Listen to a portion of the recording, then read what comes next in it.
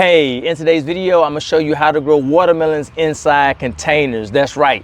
Even if you don't have a big backyard, or you live in an apartment, or you're renting a home and can't dig up the backyard, this right here is gonna be for you. All right, so let's go ahead and get right into it. Now, one thing you want to consider, if you are growing in a 5-gallon bucket or a container that size, you wanna make sure that you grow a watermelon that is not a giant watermelon, because it's gonna need more space and more room. As you can see, I have this Jack Daniel's half barrel, all right, and it smells just like they're having the drink inside here. It's crazy. All right, maybe that might help my watermelons grow, I don't know. All right, but I'm using a bigger barrel because I want to grow a bigger watermelon. All right, so first thing you gotta do, you got to make sure that you have drainage holes. All right, so it rained and all the water stayed in. It didn't go through the little grooves, so I know I got to use a drill. So I'm gonna go ahead and drill a couple drainage holes. And if you're getting a container like this, you want to get a strong drill. So if you want a DeWalt, I'll look in the description, and I'll try to put it in there because it's a nice drill. All right, so let's go ahead and drill.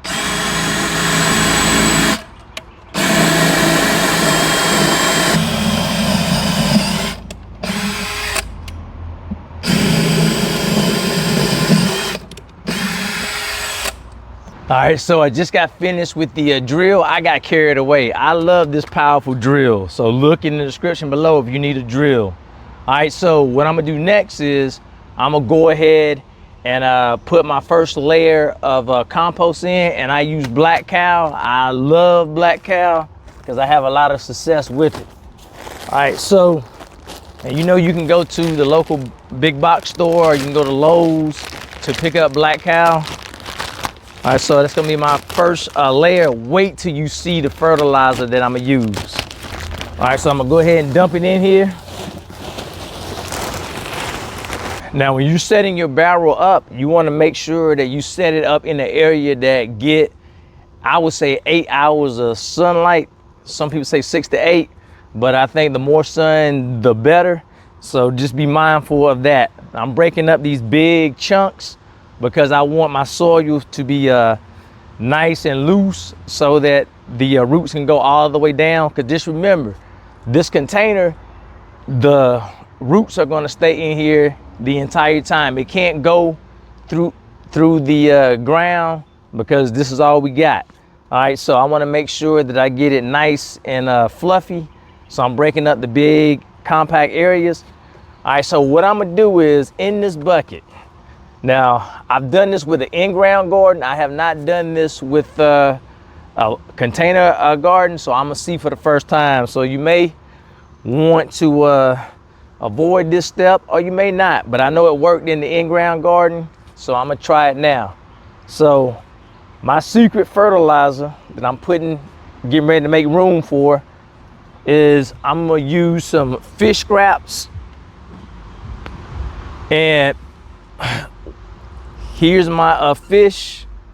I ain't gonna gross you out, so I'm not gonna show it too much, but you may think, hey, you're gonna have all kind of animals in here, but that's why I have my lime. If you put lime over the carcass, it's gonna kill out the smell, and therefore it can go ahead and break down. I wanted to put a little layer above the bottom, just to make sure it doesn't do anything to the wood. It shouldn't, but that layer is in, and now I'm going to be using my organic fertilizers. I'm gonna spray some throughout the mixture because I want the roots to be satisfied in here, and chances are, once I get finished, I'm going to still fertilize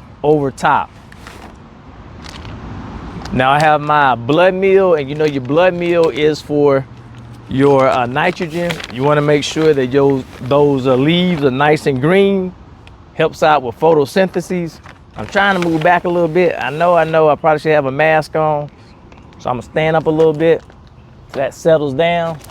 The next fertilizer I'm gonna use is Dr. Earth, and I'm trying to make sure that I have the proper NPK ratios. As long as I get 5-5-5 or even better, that should be good. Now, because like I said, this is the 5-5-2, and so that's why I have this garden tone. I'm going to use that. That is to get the same ratio, because this is a 5-4-4. No, it's a 3-4-4. So I got that last number up to a 4. That's what we need. For the phosphorus, this has a 5 on there. In that, the phosphorus is to make sure that the roots develop and to make sure that there's a good fruit set. All right, so that's why that ratio is very important. And the last ratio is for our potassium. That is going to make sure, like I said, I got it in here. That is going to make sure that the overall health of the plant, because it's going to help it fight disease or pests, and therefore also it's going to help with water regulation. All right, so with our watermelons, we know we need that water going all through those vines. All right, so I'm gonna add some more black cow, and I'll get back with you shortly. So I just got finished topping off my barrel. As you can see, I'm already ready to plant. I added a little bit more fertilizer to go on top. And just in case, if you want a barrel like this, which I got it from Lowe's, it took me 1, 2, 3, and 4 bags of compost, black cow, to fill this up. And so I'm gonna go ahead and start with planting. So all I'm gonna do is move a little bit of soil back, and then I'm gonna go ahead and loosen this up. And if I want to, I can go ahead and bring a companion plant, but I think I'm just going to leave this one plant in here so it can take up all the nutrients. And I want to be very, very careful about it so I don't disturb the roots. And you also want to make sure that if you're using a barrel, a half barrel this size, you want to make sure you have your barrel in the location that you want it to be in, because it is going to be hard to move it. So I know I'm not gonna move it from the spot. I know it's hard getting this plant out. It gotta go. And now this plant has been in here a long time. The potting mix I use is Happy Frog. So that mix allows me to get away with having my plant in here longer than I need it to be. All right, so you should see my tomato plants. They're insane. So I'm gonna slide this in right here, and I'll put a link down at the bottom if you want some of that potting mix.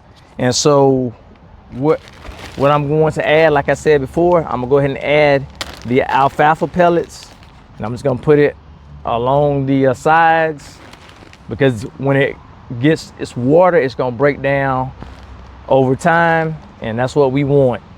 And I do have this barrel on a couple of bricks. You may not have to do that, but I want to make sure that it's well drained, so after it rains or when I go ahead and water, then the water doesn't get trapped. But it's very important that you drill those drainage holes.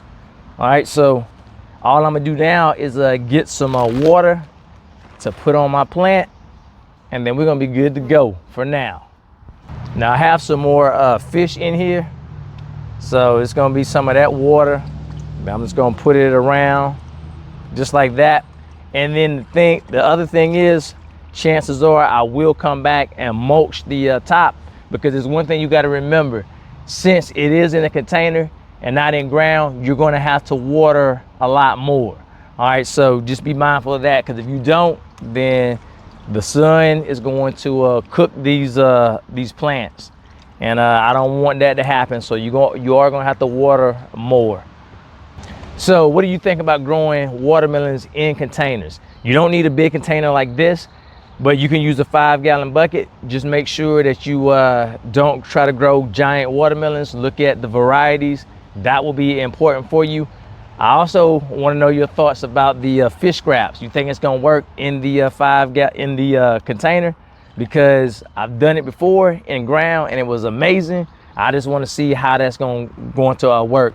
But if you need some of these products, fertilizers, look down below and you can find them there. And I'll see you in the next video. I think I'm talking about how to care for watermelons throughout the growing season. You should check that video out.